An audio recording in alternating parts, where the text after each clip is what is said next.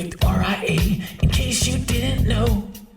Bringing you all the strategies to help your business grow. Are you happy? Are you satisfied? Are you hanging on the edge of your seat? Sit back and listen in while you feel the beat, yeah. Another myth bites the dust. Hello, TPR Nation. This is Amber Kuhn from the Perfect RIA. Welcome to another episode of Follow Up Friday, where we cover the highlights and action items from Monday's episode. Monday's episode was focused on surge meetings and mistakes that Matt and Micah have not only made themselves, but also mistakes that they see other advisors make. So let's recap some of those mistakes. Mistake number 1, learning from people who have never done surge themselves. Micah said you need to be careful with who you're getting advice from. That's the difference between theoretical experience and those who have actual experience. Mistake number 2, comparing yourself to another advisor versus aspiring to another advisor. Matt said it's important to always look for the progress that you're making. It's not failure if you do 3 meetings a day and another advisor is doing 6. Even Matt and Micah don't have the same number of surge meetings. Micah said you need to focus on the ideal life for you. Mistake number 3, advisors focused on copying another advisor's practice, but not focused on the why. The why is so important. For example, with Surge, Micah was solving for something different in moving to Surge than what Matt was solving for. The guy said to be hyper-intentional when building out your initial Surge calendar. When you're setting that up, keep in mind that you're not solving for Surge. You're solving for an ideal lifestyle. Matt shared mistake number 4, which is not anticipating the burden on yourself, your family, or your team before you start Surge. You need to make sure that you're including your family and team in this preparation. For Micah, he says Surge is all hands on deck. It impacts your family and your team's family during this period of time. This is a time that you want to be in peak performance, so it might mean restructuring activities that you and your family would typically do. Matt said you also want to make sure that you're focused on your health. Surge is not a time that you want to be sick. Mistake number 5, how you're presenting Surge to your team and your family. For those who are new to Surge, there might be an initial concern that it could be a headache because it does require effort to set up. Micah's recommendation is to 1, set this up for yourself first. What are you solving for? 2, then go to your family. Discuss this opportunity with them because you want your family on board. And then 3, present this to your team. Mistake number 6. Matt mentioned another problem is an advisor not giving the team enough of a buffer. This is both before and after Surge. For Micah, his team lets him know how much time they need pre and post Surge.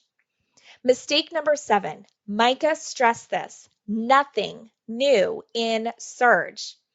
Ideas can be written down and discussed during your post-Surge meeting, but you're not implementing anything new. Backstage Pass and Invictus members, be sure to grab the post-Surge agenda in the Backstage Pass. So after Surge, you can go through the ideas and items written down to see what to implement as a project.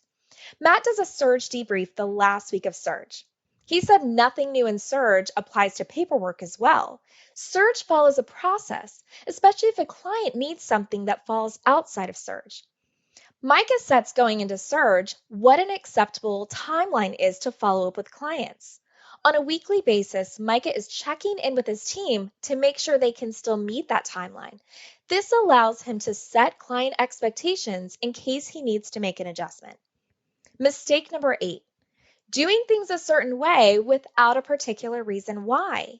Matt said, how many things do you think need to be done in a certain way, but it's actually just in your mind? For example, if you tell someone something will be done in 2 days, well, why? And does it really need to happen that way? Mistake number 9. Matt mentioned thinking that long meetings really equal delivering value to your clients. Micah said he used to do 2-hour meetings. He said it was all because of head trash, not because of the value that he was delivering. He started focusing on what's best for his clients. He noticed that his clients weren't engaged after about an hour. And Matt asked, is an advisor communicating any more value with a 2-hour meeting? He said to lead with a recommendation, but don't go deep into something that the client doesn't need, or maybe they don't even have questions about. Micah even explains with his prospects how he explains things. He starts with a 30,000-foot view and then will move forward with things depending on the client's understanding. They then feel empowered because they know the details are available to them if needed. Mistake number 10, thinking that every single client meeting has to be a completely unique experience.